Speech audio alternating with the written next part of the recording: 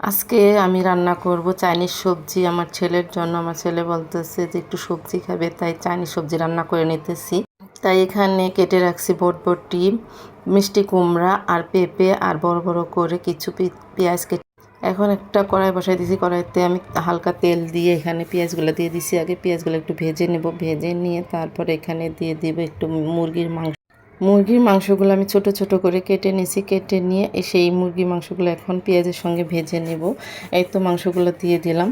মাংসগুলো একটু নাড়াচাড়া দিয়ে দিব, নাড়াচাড়া দিয়ে একটু পেঁয়াজের সঙ্গে একটু ভেজে নেব। ভেজে নেওয়ার পরে এখানে মশলা দিয়ে দিব, একটু আদা রসুন বাটা দিব, জিরা বাটা দিব। বেশি মশলা দিব না, কারণ চাইনিজ সবজির মধ্যে অন্য কোনো মশলা দিতে হয় না, জাল খাবে না আমার ছেলে, তাই এইভাবেই রান্না করে নেব। তো এখানে আদা রসুন ব্লেন্ডার করে দিয়ে দিলাম, আর দিয়ে দিব একটু জিরা বাটা, আর দিয়ে দেব সয়া সস, টমেটো সস। আর সয়া সস আর টমেটো সস দেওয়ার সময় আমি ভিডিও করতে পারি না, তাই ওগুলা দেখানো হয় নাই। তো এখানে আমি দিয়ে দিছি, দিয়ে ভালোভাবে নাড়াচাড়া দিয়ে কষিয়ে নিয়েছি। কষিয়ে নিয়ে এখন সবজিগুলো দিয়ে দিব।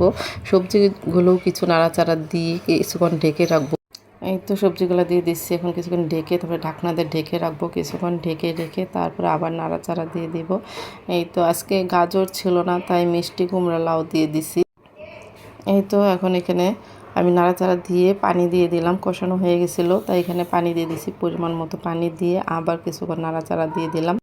এখন আমি একটা ঢাকনা দিয়ে কিছুক্ষণ ঢেকে রাখবো। তারপরে তো আমার সবজিটা রান্না করা হয়ে গেছে। এখন এর মধ্যে আমি দিয়ে দেবো কর্নফ্লাওয়ার। অনেক দিন পরে এই তো চাইনিজ সবজিটা রান্না করে নিলাম। এখন একটু নাড়াচাড়া দিয়ে তারপর এতে কর্নফ্লাওয়ার দিয়ে দিচ্ছি। কর্নফ্লাওয়ারটা দিয়ে আবার নাড়াচাড়া দিয়ে দেবো। নাড়াচাড়া দিয়ে কিছুক্ষণ রেখে দেবো একটা বলক ওঠা পর্যন্ত, তারপর আমি নামিয়ে নেব। আর এই চাইনিজ সবজিটা আমার ছেলের খুবই পছন্দ একটা খাবার, তাই রান্না করে নিয়েছি।